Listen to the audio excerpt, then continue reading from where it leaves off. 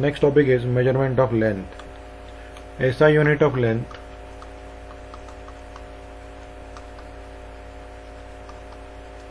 is meter, and we can define 1 meter as a meter is the length of path traveled by light in vacuum during a time interval of 1/299792458 seconds. So during this fraction of second, the length of path traveled by light, ray of light in vacuum is equal to 1 meter. Now the speed of light in vacuum could be measured precisely, and it is 299792458 meter per second. We approximately take it for all practical purposes at 3 into 10 raised to 8 meter per second. So the distance traveled by this ray of light in this much fractional second is exactly equal to 1 meter. So this is the definition of 1 meter. Now so far as measurement of length is concerned, for all practical purposes we can use a meter scale or a meter tape in order to measure the length. But if the distances are huge, then we have to make some alternative arrangements in order to measure the length. Here are some important lengths, or you can say distances. So the fundamental quantity is length over here. Distance of Andromeda galaxy from Earth is 2 into 10 raised to 22 meter. The huge distance it is. And the last one is radius of proton, the smallest distance, 1 into 10 raised to minus 15 meter. So 1 into 10 raised to minus 15 meter stands for 1/10 raised to 15 times the part of 1 meter. Divide 1 meter into 10 raised to 15 parts, and one part of that is the radius of proton. So in between there are the distances in the decreasing order from 10 raised to 22 meter, 10 raised to 16 meter, 12 meter, 6 meter, 3, then minus 4, 10 raised to minus 4 is a small distance, 10 raised to minus 8 meter, 10 raised to minus 11 meter. So these are some of the important distances that we need regularly in science, physics or chemistry it may be. We cannot measure some large distances like radius of Earth,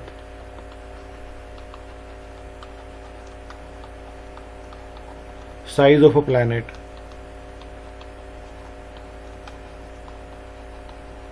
distance of Earth from Sun, distance of Moon from Earth cannot be measured using meter scale. In order to measure such large distances, or you can say huge distances, we need a separate method called as method of parallax.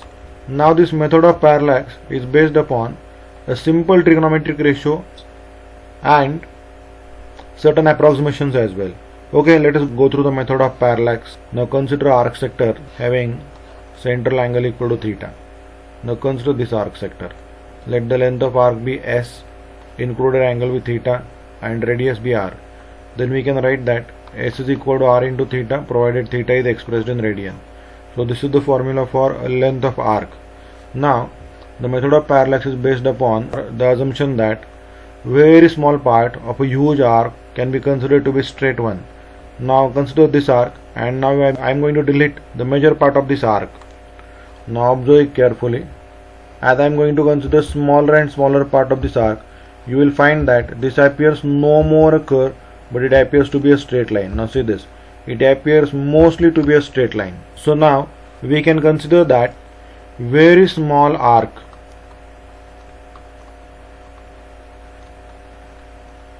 can be approximately considered to be a straight line. Vice versa means what?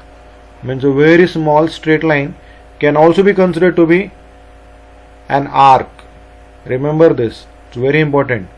Very small length of a line can be approximately considered to be an arc.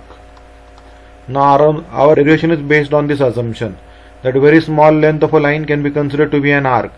Now remember, it's very easy to prove that very small part of an arc is a straight line, like over here it's a straight line. Now I can prove this very easily, that we play a cricket. How is the cricket ground? Plane one. Cricket ground is plane. We know all very well that cricket grounds are plane one. Where are they located, cricket grounds? On Earth, of course. Earth is spherical one. Then how come the grounds are straight and plane? Because they are a very small part of the curve, huge curve of the Earth. So very small part of a curve can be considered to be straight one. But yes, sometimes we can have a reverse assumption also, that very small part of a straight line can be considered to be an arc. Now why to consider this? We have to consider this because we have to apply this theorem. S is equal to R into theta. Now what is a parallax? Parallax is a pseudo effect of movement in the objects due to the change in eyesight. Now I'll explain this. Hold your hand in front of your eyes and one by one first close your left eye and then close your right eye. While you are closing your left eye and right eye, you will find the little movement in your hand. It appears to be hand moving from left to right or from right to left. This is called as parallax, effect of parallax. One more time we can observe the effect of parallax in case of wall clock, huge wall clocks. So there is a certain gap between the number and the hand. Suppose minute hand is exactly at 12, but I am observing it little from left hand side, then the hand appears to be little past 12. And if I am observing it from right hand side, then the hand appears to be little before 12. Now there is no change in the position of hand. Hand is exactly at 12, but there is a change in the angle of my vision. The angle through which I am observing it is changed and therefore it appears to be moving. The hand appears to be moving. This is called as parallax. Now in order to remove this error due to parallax, you can find that there are mirrors fixed below the pointer in case of voltmeter and ammeter. In order to eliminate this, the error due to parallax, it is not necessary that you are looking from left hand side and right hand side. Some person may look directly above the 12 but still his vision may be wrong. There may be a problem in his eyesight. In order to eliminate this problem, the mirrors are fixed so that while you are observing the particular reading, you should not see two pointers, that you should not able to see the pointer and its reflection. Then the reading is exact and correct. This is called as parallax. Now let us see how we can use the method of parallax in order to measure the distances. Now remember, this method can be used only to measure huge distances. Suppose a star is placed at point P. There is a star over here. This is a star, and we want to measure its distance from Earth. So we want to measure distance OP. Okay. Now look at the star from 2 points on the Earth's surface, say E1 and E2. 2 points E1 and E2. Now E1 and E2 make a certain angle with point P. Let us say angle theta. Now we can measure distance E1 E2. We can measure this length E1 E2 on Earth's surface. Also we can measure the angle subtended by the two direction of visions towards P. So if we can measure E1 E2 and theta, and if E1 E2 is very small, very small as compared to length OP, then we can consider that line E1 E2 is approximately equal to arc E1 E2. And once we consider so that line E1 E2 is equal to arc E1 E2, the diagram will become somewhat like this. So this is E1 E2 and this is point P, this is point O. So now all three are radii, R, R, R, and let E1 E2 be S. So now we can use the formula S is equal to R into theta. Now what is S? S is length E1 E2. So length E1 E2 is equal to R into theta. What is R? Length OP is also R, radius, multiplied by theta. And now we can find the distance of star or a planet from Earth's surface as length OP is equal to length E1 E2 divided by theta in radians strictly. So this is how a parallax method works. So in parallax method there are two important assumptions. First, the distance OP is huge as compared to distance E1 E2, and second, this assumption, line E1 E2 is approximately equal to arc E1 E2. Okay, using this technique we can find the distance of a star or a planet S from the surface of the Earth. Now as clear over in the diagram, these 2 points A and B are the points on the surface of the Earth. Let B be the distance between them, and let length AS, length BS be equal to D. Now this works if and only if B is very small as compared to D, because in that case only we can approximate that length AB is equal to arc AB. Now once we consider so length AB equal to arc AB, the diagram will turn like this. So this is point S and these are radii now. So this is D, this is also D, and this is also D, because they are equal now, because they are the radius of a curve. And this is B, length of arc is B, and this is included angle theta. Okay, now in this case we can use the formula S is equal to R into theta. Therefore we can use the formula B is equal to D into theta, and therefore we get D is equal to B divided by theta. Now D is the distance of the star S or planet S from the surface of the earth.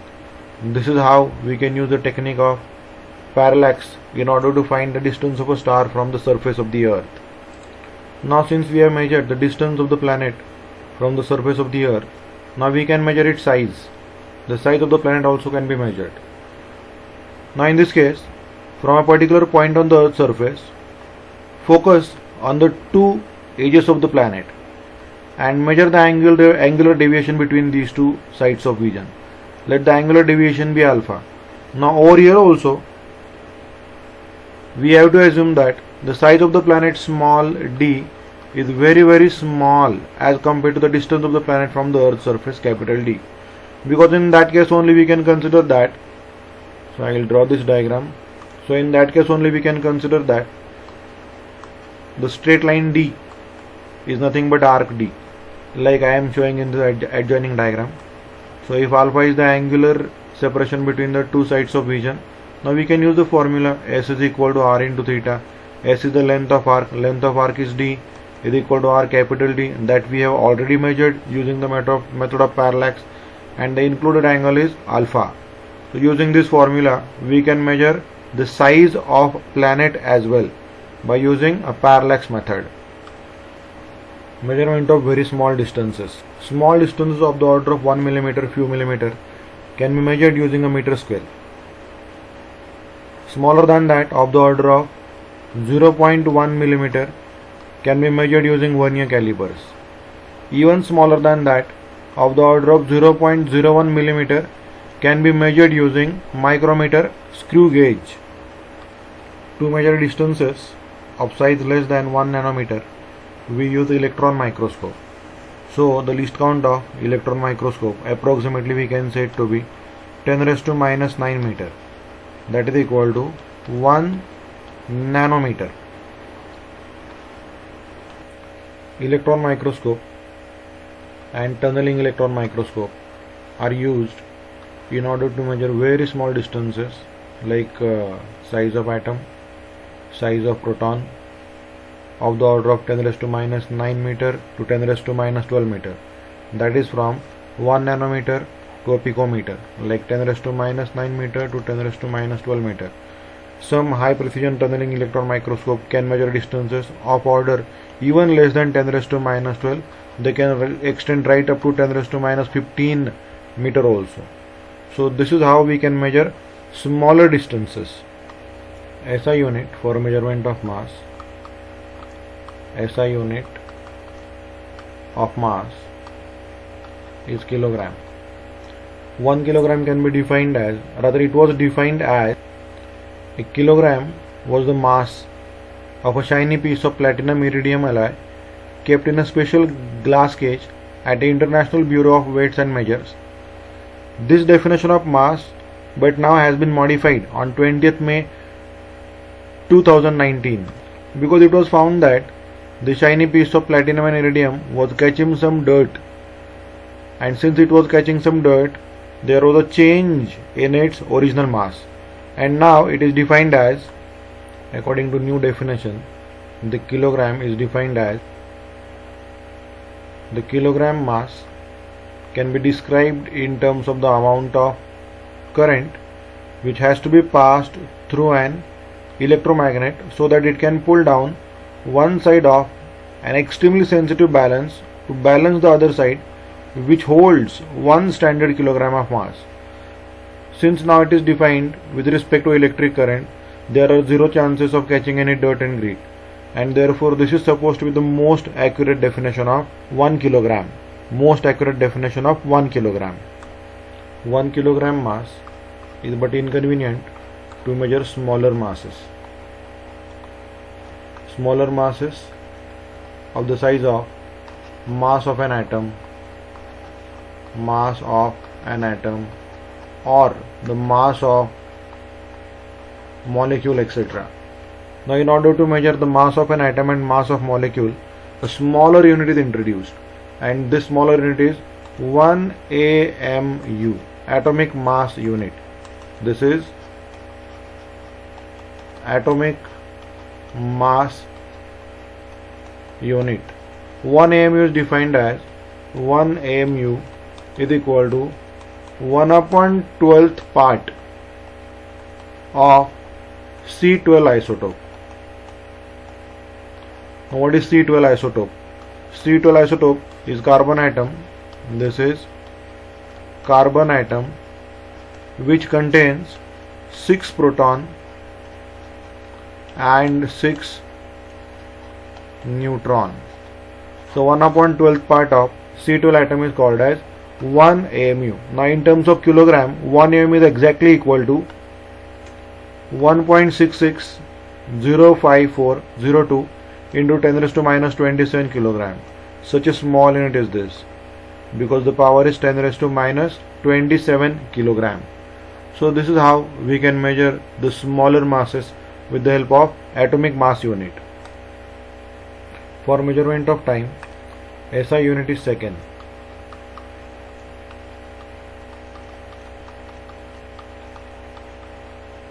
Now for the reference of measurement of time, 1 mean solar day was considered to be a standard one for a long time.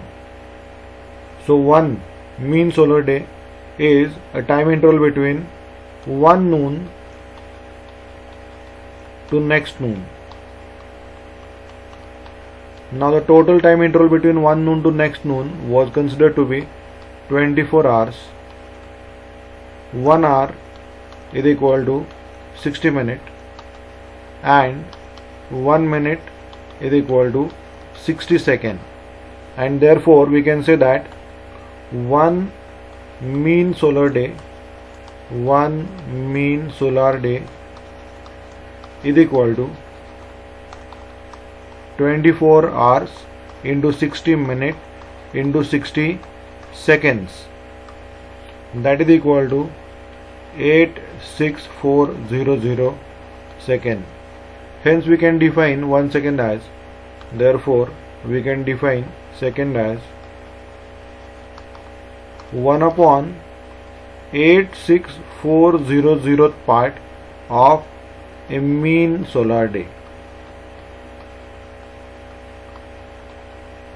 So divide a mean solar day, that is the time duration between 1 noon to the next noon, into these many equal parts, 86400 equal parts, and one part of that will be known as 1 second. Soon it was found that the length of 1 mean solar day is not constant. This duration is not constant, and this keeps changing due to the change in the velocity of the earth, maybe slowing down effect of the earth, and therefore we needed to define it again. The second, we needed a new definition for 1 second, which should be invariable. Most accurate definition of second now is according to a cesium atomic clock. This is new definition of second. Second can be defined as a time taken for these many vibrations of radiation emitted during the transition between two hyperfine states of cesium-133 atom. So now this new definition of second is based upon the emission of radiations or emission of vibrations by cesium-133 atom. So this is supposed to be most accurate definition of 1 second.